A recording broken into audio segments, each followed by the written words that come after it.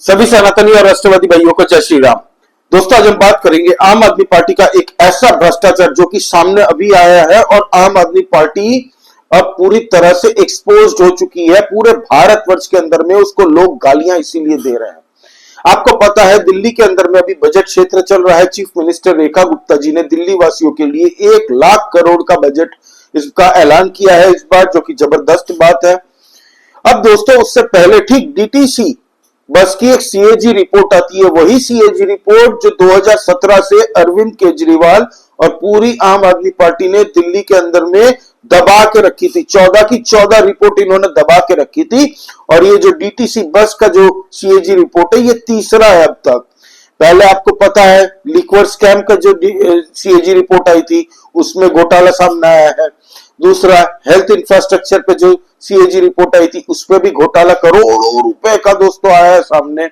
और ये जो तीसरा है डीटीसी बस, इसने तो पहले और दूसरे को तो खाली एक सर का बाल के साइज का रख दिया है। ये इस लेवल का स्कैम हुआ है। आपको बता दूं दोस्तों, 2015 में जब अरविंद केजरीवाल की सरकार बनी थी, तब दिल्ली के अंदर में टोटल बसों की संख्या थी 4344 बसें थी। शीला दीक्षित जब छोड़ के गई थी चीफ मिनिस्टर की गद्दी, तब 4344 बसें थी दिल्ली के अंदर में 2015-16। यही 2023 में कितने हुए दोस्तों पता? अंदाजा मारिए, बढ़ बढ़ के कितने बड़े होंगे? आप अंदाजा मारिए, आप प्लीज कमेंट करते जाइए। कितना? 5000, 6000? नहीं, 2023 में यही संख्या घट के हो जाती है 3937 बस। मतलब 2000 में शीला दीक्षित जी छोड़ के गई थी 4344 बस, और घट के 2023 में अरविंद केजरीवाल के राज में यही हो चुके थे 3937 बस। और इस पलटू राम नटवरलाल फ्रॉडिये स्कैमस्टर कह सकते हैं, इतना घटिया दोस्तों दौर गुजरा है ये 12 साल अरविंद केजरीवाल की पार्टी के दिल्ली के अंदर में। ये दिल्ली के लिए अभिशाप था। आप देखिए दोस्तों, इसने 2015 में सरकार बनाने से पहले दिल्ली के लोगों को वादा किया था कि हमारी सरकार बनते के साथ हम नई बसेस के ऑर्डर देंगे और दिल्ली को एटलीस्ट 11,000 बसेस हम लॉन्च करेंगे पूरी दिल्ली के अंदर में। और भाई साहब ने जितने शीला दीक्षित जी के वक्त में थी, उससे भी कम कर दी है। और मजे की बात तो अब है, अब आपके कान उड़ जाएंगे जो मैं कहने वाला हूं दोस्तों। 2015-16 में डीटीसी के ऊपर में टोटल जो कर्ज था, डीटीसी डिपार्टमेंट के ऊपर में जो टोटल कर्ज था, वो था 25,300 करोड़ रुपए का। ठीक है, 2015-16 में डीटीसी के ऊपर में टोटल कर्ज था 25,300 करोड़ का। 2023 में यही कर्ज बढ़ के होते हैं 60,750 करोड़ का। 60,750 करोड़ रुपीज डेट हो जाते हैं दोस्तों, कर्ज हो जाता है डीटीसी के ऊपर में। बसेस घटी, लेकिन कर्ज डबल से ऊपर भाई, सीधा ऊपर 130% एक्स्ट्रा स्पाइक मार के।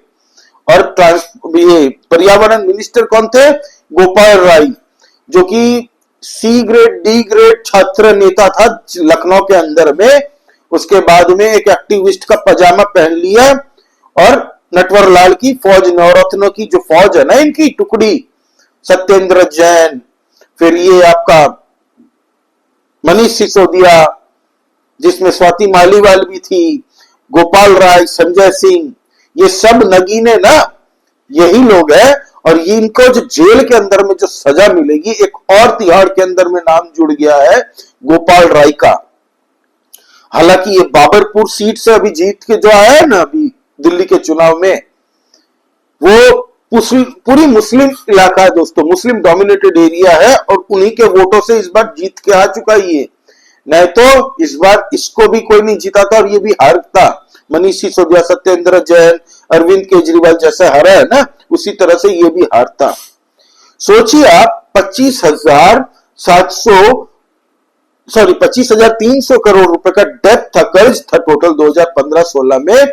उसको कमाने की वजह, उसको घटाने की वजह अरविंद केजरीवाल की सरकार ने इसको 60,750 करोड़ कर दिया भाई, डबल से ज्यादा।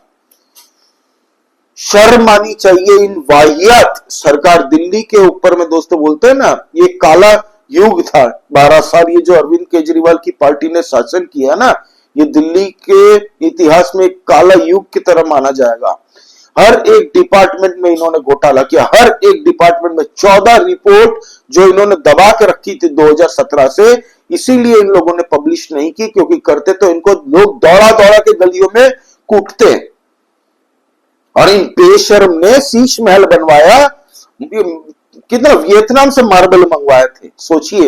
इसके बाप के पैसे थोड़ी थे, लेकिन अपने बाप के पैसे समझ के दिल्ली वालों के टैक्स पेयरों के पैसे ऐसे ऐसे उड़ाए हैं अपनी सिक्योरिटी, सेफ्टी, लग्जरी के लिए। और दिल्ली के लोग बसों में धक्का खाते रहे, बस में जाए ना जाए, डिपार्टमेंट सब के सब घाटे में जा रहे हैं। इस हद तक का स्केल का ये स्कैम है। दोस्तों अब सच बात बताऊं तो नेशनल कैपिटल कही जाती है राजधानी भारत की दिल्ली। इस तरीके का दिल्ली को हाल किया है ना इन लोगों ने 12 साल में। इनको 43% वोट भी कैसे मिले, ये भी अपने आप में सोचने की बात है। हालांकि ये सीएजी रिपोर्ट अगर पहले पेश कर देते ना, तो इसको लोग दौड़ा दौड़ा के, इनकी पार्टियों के जितने भी कार्यकर्ता इन लोगों को भी घसीट घसीट के कूटते सड़क पे।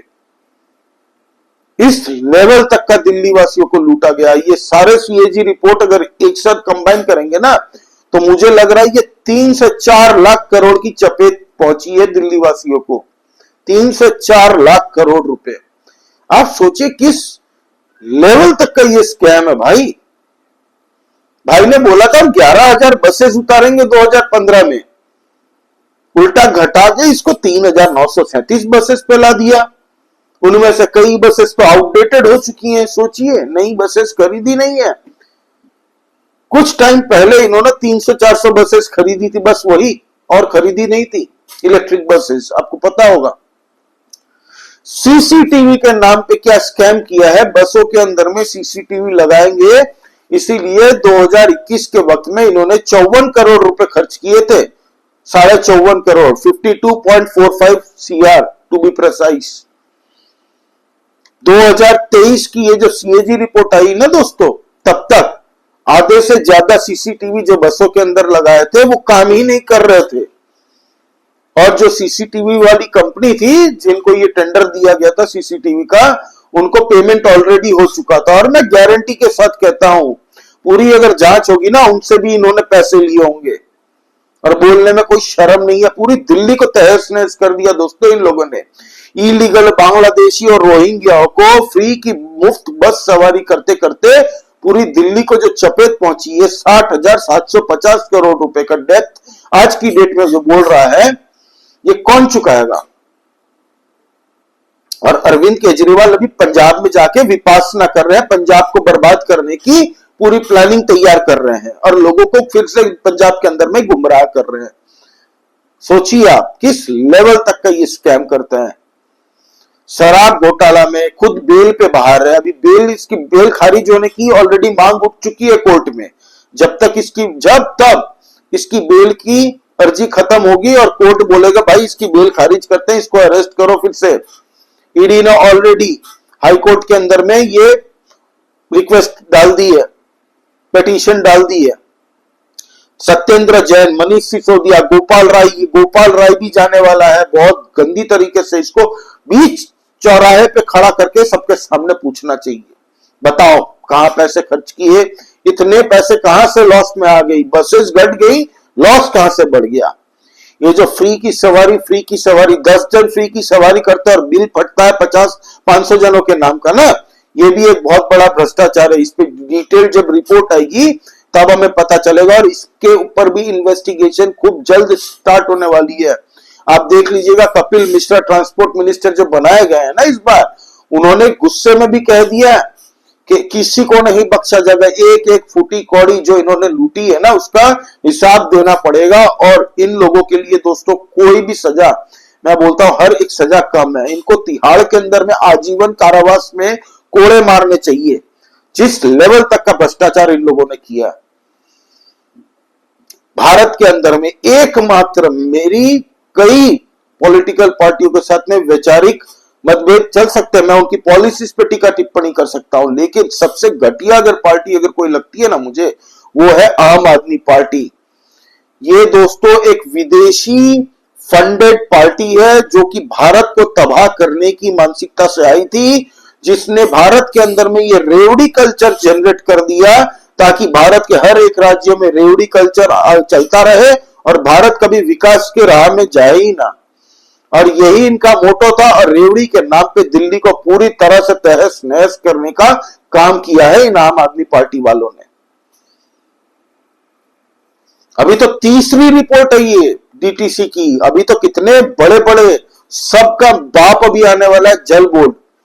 जल बोर्ड का स्कैम, इलेक्ट्रिसिटी का स्कैम, ये जो फ्री की बिजली की बात कर रहे थे ना, उसके भी अभी आने वाले हैं और वो आएंगे जैसे जैसे हम उस पर भी चर्चा करेंगे। एक एक डिटेल्ड आपको रिपोर्ट दूंगा दोस्तों, किसी चीज से परे नहीं रखूंगा।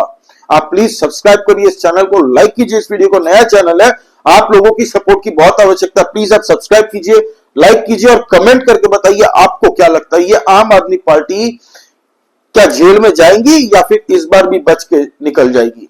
यही गोपाल राय जो कि पर्यावरण मंत्री है ना दोस्तों, दिल्ली का था ना, अभी भी ये बाबरपुर से जो जीत के आया दोस्तों, इसको अब प्रभारी बना दिया है गुजरात का, कि आम आदमी पार्टी की हम लोग नई शाखा खोलेंगे पर गुजरात के अंदर में वहां चुनाव लड़ेंगे। तो हमारे गुजरात के प्रभारी बनेंगे कौन? गोपाल राय। गुजरात के अंदर में ना तुम लोगों ने यही रेवड़ी कल्चर की शुरुआत करने की कोशिश की थी। 300 यूनिट बिजली हर एक फैमिली को मुफ्त देंगे, ये देंगे वो देंगे, महिलाओं को पैसे देंगे। गुजरात के लोगों ने घुमाकर लात मारी थी आम आदमी पार्टी को और कह दिया था फ्री में हमें नहीं चाहिए, निकल यहां से। फिर भी ये लोग सुधरे नहीं और गोपाल राय को अब उस तरफ डाइवर्ट करने की पूरी कोशिश कर रहे हैं कि गुजरात की तरफ भेजे। लेकिन अब इसके ऊपर में जब इन्वेस्टिगेशन होगी ना दोस्तों, सीएजी रिपोर्ट जब पूरी डीटीसी के ऊपर में घोटाला ये सामने आएगा, तब गोपाल राय को भी कोई नहीं बचा पाएगा। अरविंद केजरीवाल इसीलिए दोस्तों पंजाब में चला गया है, मनीष सिसोदिया को भी ले गया, सत्येंद्र जैन को भी उधर लेके गया। उधर सत्येंद्र जैन को सह प्रभारी बना दिया और मनीष सिसोदिया को प्रभारी बना दिया पंजाब का, ताकि कल को ईडी सीबीआई की टीम वहां पे जांच करने जाए, पूछताछ करने जाए या सम्मन करे, तो अरविंद केजरीवाल अपने भगवंत मान की सरकार की दी हुई पुलिसों के द्वारा छिप सके, बच सके या फिर ईडी को रोक सके। और वही होगा, आप देखिएगा जब ईडी जाएगी पूछताछ करने तो नहीं करने दिया जाएगा, उनको रोक लिया जाएगा। पंजाब के अंदर में ये प्लानिंग पहले से इसकी चल रही थी, क्योंकि इसको पता है ये ओपन एंड शट केस है, ये केस में कुछ रखा ही नहीं है, पूरा सामने दूध का दूध और पानी का पानी है, इसमें भ्रष्टाचार साफ साफ दिख रहा है।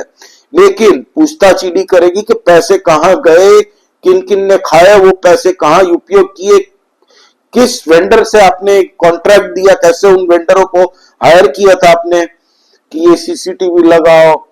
ये सब वेंडर ही तो थे, सीसीटीवी खुद थोड़ी लगाते हैं ये लोग, ये सब वेंडर कहां से आए। तो ये सारी जांचें होंगी और उसके बाद में गोपाल राय को और इनके जितने भी नवरत्न है ना, सारे भ्रष्टाचार जैसे जैसे सामने आते रहेंगे, इन्वेस्टिगेशन शुरू होती रहेगी।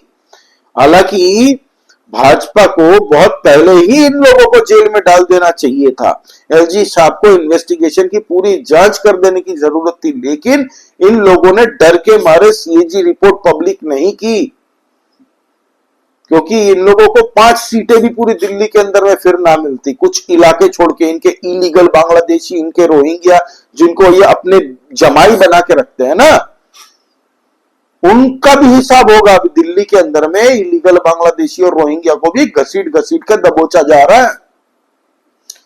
तो ये अरविंद केजरीवाल अब जो पंजाब के अंदर में गया है ना पंजाब को बर्बाद करने, इसमें भी सक्सेस नहीं होगा। पंजाब के अंदर में अब जो चुनाव होने वाले बड़े इंटरेस्टिंग होने वाले हैं, आप देखते जाइए। ये जो वेस्ट लुधियाना के अंदर में संजीव अरोड़ा को टिकट दे के वहां से लड़वा रहे हैं, ताकि संजीव अरोड़ा जो कि राज्यसभा के मेंबर है, उसकी राज्यसभा की सीट मिल जाए अरविंद केजरीवाल को। ये सपना भी मुश्किल हो जाएगा, आप देखते रहिए। खाली वहां से कांग्रेस ने अपना एक ऐसा कैंडिडेट उतार दिया है जो कभी वहां से चुनाव हारा ही नहीं, और उसकी लोकप्रियता आज भी लोगों के बीच में जबरदस्त है। एनीवे उसकी बात हम अलग से करेंगे, लेकिन ये जो डीटीसी स्कैम जो सामने आया ना दोस्तों, ये अपने आप में चौंकाने वाला है। इस स्केल तक हुआ है किसी को नहीं पता था, सबको पता था कि स्कैम तो हुआ है हर एक डिपार्टमेंट में। अब बिजली पानी ये सब में सीएजी रिपोर्ट जैसे जैसे सामने आएगी हम आपसे शेयर करते रहेंगे दोस्तों। तो प्लीज आप सब्सक्राइब करिए इस चैनल को, लाइक कीजिए इस वीडियो को दोस्तों, और जय श्री राम। सभी सनातनी और राष्ट्रवादी भाइयों को जय हिंद, वंदे मातरम।